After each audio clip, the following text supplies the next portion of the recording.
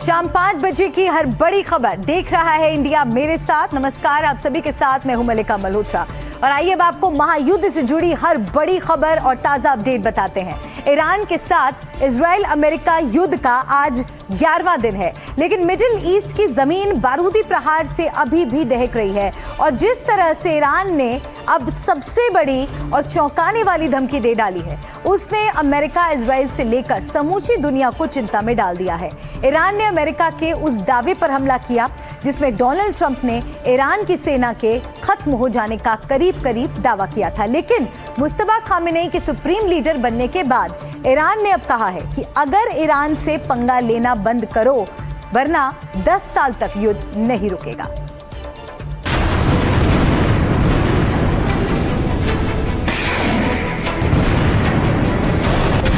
अट्ठाईस फरवरी को लगी चिंगारी अब मिडिल ईस्ट में भयंकर आग बनकर दहक रही है।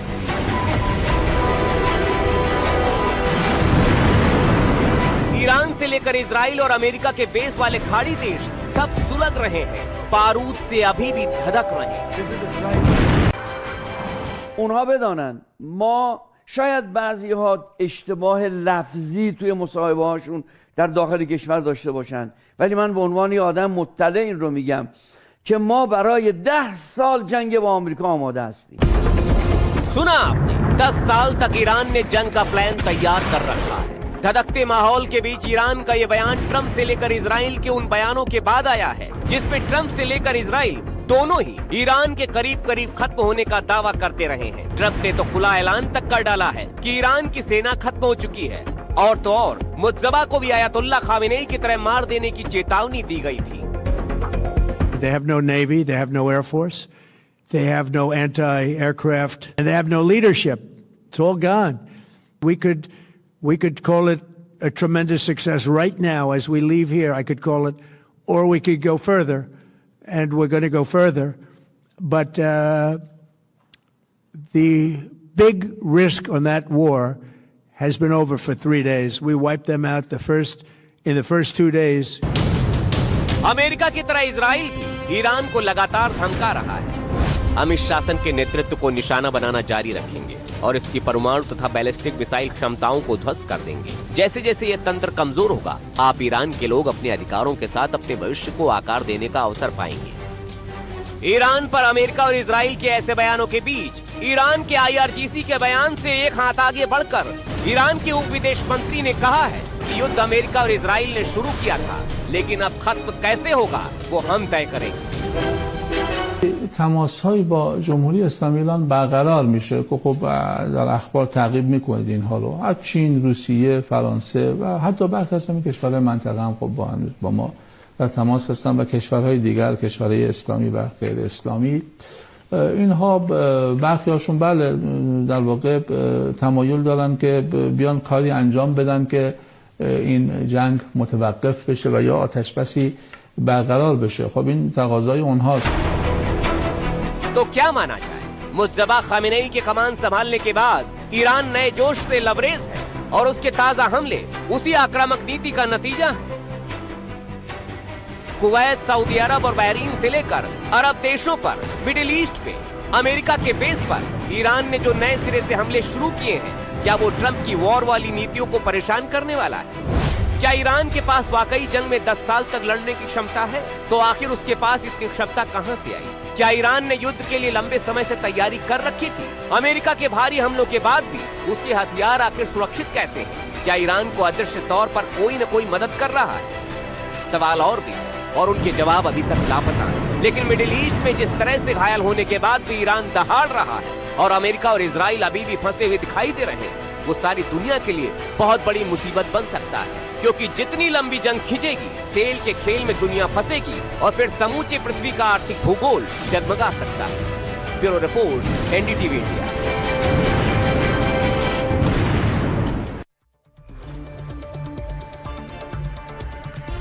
और युद्ध में फिलहाल एक सवाल और उठ रहा है कि क्या ईरान पर हमला करके फंस गए हैं अमेरिका के राष्ट्रपति डोनाल्ड ट्रंप। ये सवाल इसलिए क्योंकि वो पहले दावा कर रहे थे कि ये युद्ध ज्यादा नहीं चलेगा, ईरान और वहां की सत्ता कैसी हो इसकी भी बातें वो कर रहे थे, लेकिन ईरान के पलटवार ने हालात ही बदल दिए हैं।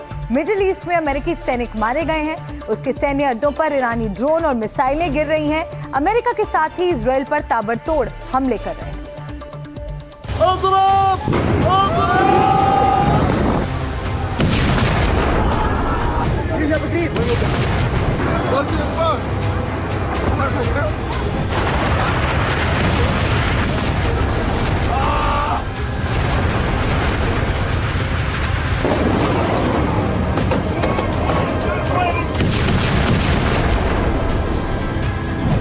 क्या ईरान से जंग छेड़कर फंस गए हैं ट्रंप?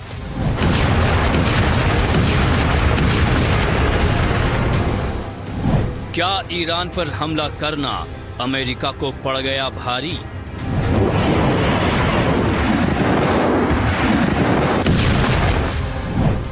क्या अब जंग से किसी तरह निकलना चाह रहे ट्रंप? क्या ईरान को वेनेजुएला समझने की गलती कर बैठे ट्रंप?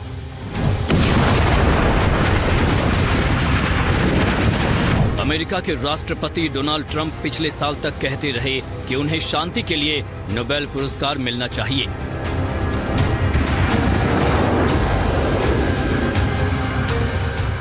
लेकिन 2026 की शुरुआत से ही लगता है कि वो शांति का शब्द भूलकर जंग, हथियार और तख्ता पलट जैसे शब्दों को पूरी तरह जीने लगे हैं। ये दो तस्वीरें देखिए। 3 जनवरी को अमेरिकी सेना वेनेजुएला पर सैन्य कार्रवाई करती है। वहां के राष्ट्रपति निकोलस मादुरो को पकड़कर अमेरिका लेकर चले जाते हैं। शायद इसी से प्रेरणा लेकर अपने साथी इजराइल के साथ ट्रंप ने ईरान पर हमला कर दिया। शायद वो ईरान को वेनेजुएला समझ बैठे थे। पहले ही दिन ईरान के सुप्रीम लीडर, उनके परिवार के सदस्य और ईरान के करीब 40 अधिकारियों की मौत हो जाती है।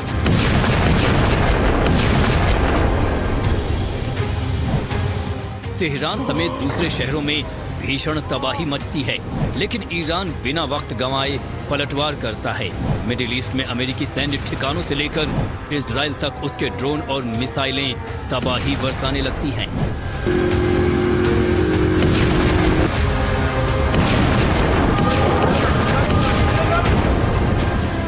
1 मार्च को ट्रंप ने कहा था कि ऑपरेशन एपिक फ्यूरी को पूरा होने में लगभग 4 हफ्ते या उससे अधिक समय लग सकता है। 8 मार्च को ट्रंप ने कहा कि युद्ध कब खत्म होगा, इसका फैसला इजरायली प्रधानमंत्री बेंजामिन नेतन्याहू के साथ मिलकर होगा। 9 से 10 मार्च तक आते आते उन्होंने दावा किया कि युद्ध लगभग पूरा हो चुका है और अमेरिकी सेना अपनी समय सीमा से बहुत आगे चल रही है। तो वहीं 2 मार्च को फॉक्स न्यूज के एक कार्यक्रम में नेतन्याहू ने कहा था कि इस जंग में कई साल नहीं लगेंगे, ये जल्द ही खत्म कर देंगे।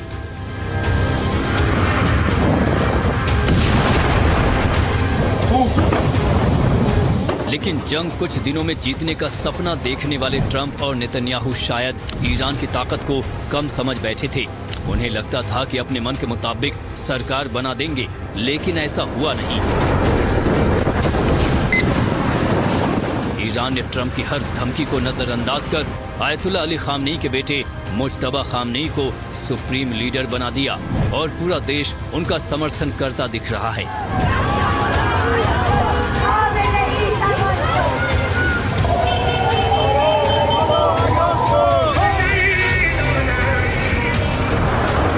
ईरान की सेना कई मोर्चों पर एक साथ हमला कर रही है। अमेरिका और इजराइल को उसी की भाषा में जवाब दिया जा रहा है, हथियारों से भी और बयानों से भी।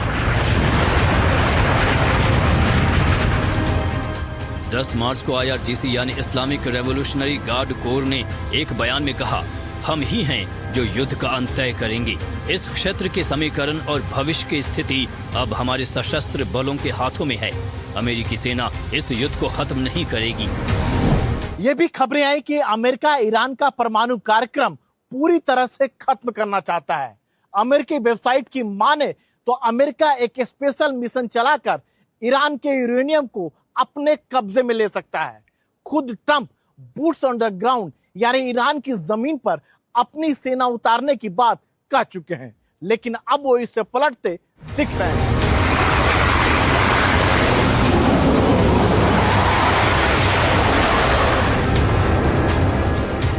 ट्रंप के दावे जमीनी हालात से अलग दिखते हैं। हाल ही में उन्होंने एक और दावा किया कि शुरुआती 2 से 3 दिनों में ही उन्होंने जंग करीब जीत ली है। They have no Navy, they have no Air Force, they have no anti-aircraft equipment. It's all been blown up. They have no radar, they have no telecommunications, and they have no leadership. It's all gone. So, you could look at that statement. We could call it a tremendous success right now as we leave here. I could call it, or we could go further, and we're going to go further. But the big risk on that war has been over for 3 days. We wiped them out in the first 2 days. लेकिन Trump की बयानबाजी जमीनी हकीकत से दूर लगती है। जिस ईरान को पूरी तरह नेस्त नाबूद करने का इरादा था, उससे जंग के शुरुआती 10 दिनों में अमेरिका का खासा नुकसान हुआ है। थिंक टैंक CSIS और अन्य विश्लेषकों के मुताबिक इस युद्ध पर अमेरिकी का खर्च $890 मिलियन से $1 बिलियन हर दिन का है। ये रुपए में करीब 8,000 करोड़ रोजाना है। शुरुआती 100 घंटों यानी करीब 4 दिनों में ही लागत $3.7 बिलियन यानी करीब 34,000 करोड़ तक पहुंच गई।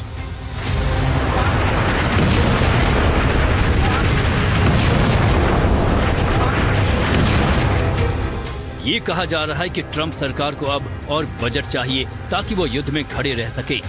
जानकारी के मुताबिक पेंटागन ने करीब $50 अरब के पूरक बजट का अनुरोध किया है ताकि युद्ध के पहले हफ्ते में इस्तेमाल की गई मिसाइलों, इंटरसेप्टरों के साथ साथ अब तक बर्बाद या खराब हो चुके दूसरे उपकरणों को बदला जा सके जो कि ईरानी ड्रोन्स और मिसाइल हमलों में बर्बाद हुए हैं।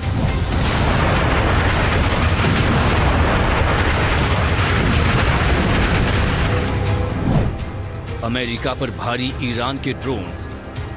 ईरान के पास ताकतवर वायुसेना नहीं है, नहीं उनके नौसेना में दमखम बचा हुआ है। उसकी जगह ईरान ने ड्रोन्स और मिसाइल की सेना उतार दी है जो हजारों किलोमीटर दूर टारगेट पर गिर रहे हैं और चारों तरफ तबाही मचा रहे हैं। कुवैत के अल उदैद बेस पर तो ईरानी ड्रोन्स ने तबाही मचा दी है। ईरानी ड्रोन्स के आगे अमेरिकी मिसाइल बहुत ही महंगे साबित हो रहे हैं। ईरान के ड्रोन्स की कीमत 15 से 20 हजार से लेकर कुछ लाख तक है। ईरान के शाहिद ड्रोन 15 से 16 लाख रुपए के बताए जाते हैं, जबकि इन्हें गिराने के लिए अमेरिकी मिसाइल सिस्टम की एक मिसाइल करोड़ों की है। पैट्रियट की एक मिसाइल 30 से 35 करोड़, जबकि थार की एक मिसाइल तो 100 करोड़ से भी ज्यादा की होती है।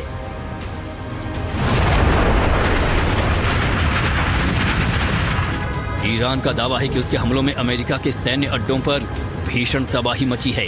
इसकी जानकारी भी सामने आती गई। अमेरिका को लगभग $2 बिलियन यानी करीब 18,000 करोड़ रुपए के सैन्य उपकरणों का नुकसान हुआ है।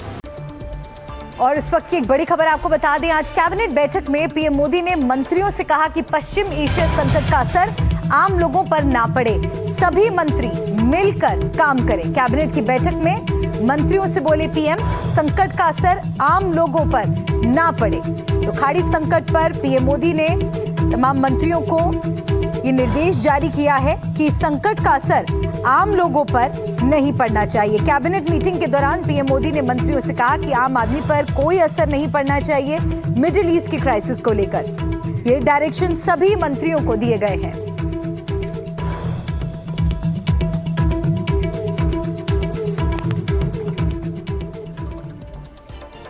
और अब बात ट्रंप की करते हैं। क्या ट्रंप को इस बात में मजा आ रहा है कि युद्ध में लोग मर रहे हैं?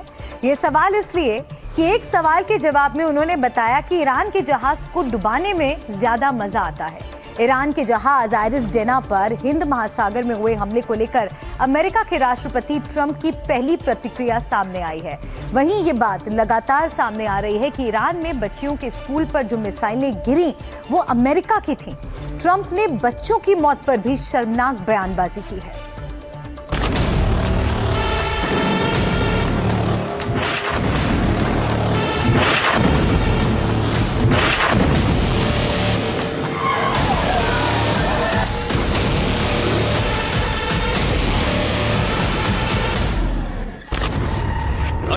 फरवरी को ईरान पर भीषण हमले होते हैं। इनमें मिनाब में एक स्कूल पर मिसाइलें गिरती हैं। करीब 160 बच्चियों की मौत हो जाती है।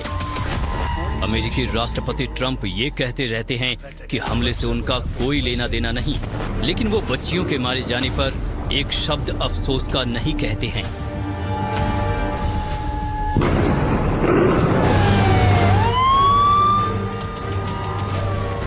चार मार्च को हिंद महासागर में अमेरिकी नौसेना ने ईरान के एक युद्धपोत IRIS डेना को डुबो दिया।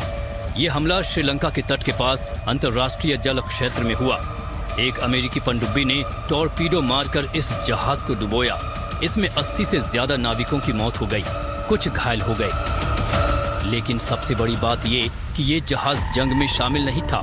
ये युद्धपोत भारत के विशाखापत्तनम में आयोजित बहुपक्षीय नौसैनिक अभ्यास मिलान 2026 में भाग लेकर वापस ईरान लौट रहा था। इस पर जंग में इस्तेमाल होने वाले हथियार भी नहीं थे। ट्रंप का जवाब आता है कि सेना का कहना है कि युद्धपोतों को डुबोने में मजा आता है।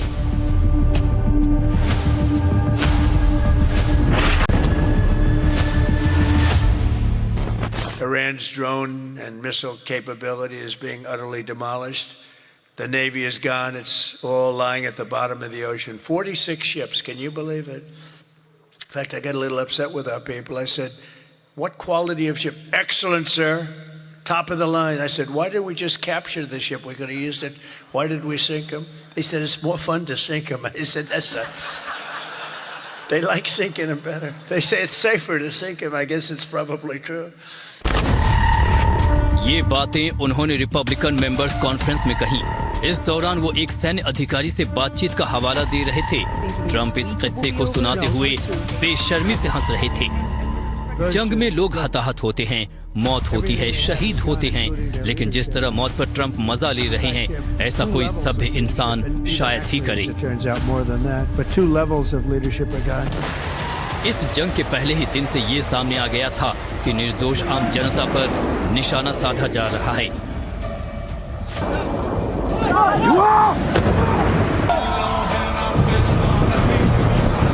इसकी सबसे बड़ी तस्वीर थी मिनाब का ये स्कूल, जहां मिसाइल गिरती है और करीब 160 छोटी बच्चियों की मौत हो जाती है। ट्रंप लगातार ये कहते रहे कि ये हमने नहीं किया, ईरान पर ही आरोप लगाते रहे, लेकिन बाद में इस हमले का एक वीडियो आता है जिसमें दिख रहा था कि स्कूल पर एक मिसाइल गिरती है जो कि टोमाहॉक थी, जिसे अमेरिका बनाता है। ये एक ऐसी तस्वीर थी जिसे देखकर पत्थर का भी सीना पिघल जाए, लेकिन ट्रंप बयानबाजी करते रहे। ये तक नहीं कहा कि गलती से ऐसा हो गया। अब वो कह रहे हैं कि कई दूसरे देश भी इस मिसाइल का इस्तेमाल करते हैं। सवालों के जवाब में कहते हैं कि इस मामले की जांच चल रही है, मैं इस बारे में ज्यादा नहीं जानता। Because I just don't know enough about it. I think it's something that I was told is under investigation. But Tomahawks are used by others, as you know. Numerous other nations have Tomahawks. They buy them from us. But I will certainly, whatever the report shows, I'm willing to live with that report. Trump ये कहते दिख रहे हैं कि हो सकता है किसी दूसरे देश ने इस्तेमाल किया हो। जब हमले अमेरिका और इजराइल ने किए हैं, तो फिर टोमाहॉक मिसाइल कोई और देश चला रहा होगा। ट्रंप का ये बयान किसी को भी हजम नहीं हो रहा, क्योंकि अमेरिका ने चंद देशों को ही अब तक ये मिसाइल बेची है। Tomahawk missile America, UK, Australia, Japan और नीदरलैंड्स के पास ही है, और इन देशों की लिस्ट में अमेरिका के अलावा कोई और जंग में शामिल नहीं है। इस बीच एक और तस्वीर सामने आई है। ये तस्वीर भी 28 फरवरी की है। पश्चिमी तेहरान के अबैक में इमाम रजा एलिमेंट्री स्कूल हमले की चपेट में आता है। स्कूल में लगे सिक्योरिटी कैमरा में दिखता है कि करीब 40 लड़के स्कूल के मैदान में खेल रहे थे। तभी पास में एक धमाका होता है। धमाके के बाद दहशत फैल जाती है, बच्चे भागने लगते हैं। 6 मार्च को ही ये वीडियो ईरानी शिक्षक संघों की समन्वय परिषद ने पोस्ट किया था। अब इस घटना की पुष्टि हो गई है। इस विस्फोट में एक बच्चे की मौत हो जाती है। सैटेलाइट इमेज से पता चलता है कि हमला कितना घातक था।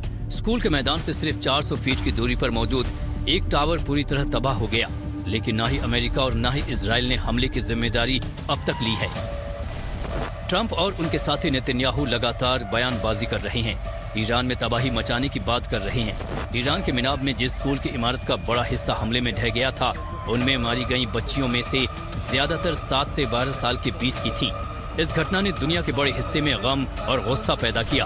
अमेरिका में भी इसे लेकर नाराजगी दिखी है, लेकिन ट्रंप को शायद कोई फर्क नहीं पड़ता। Bureau report, NDTV India.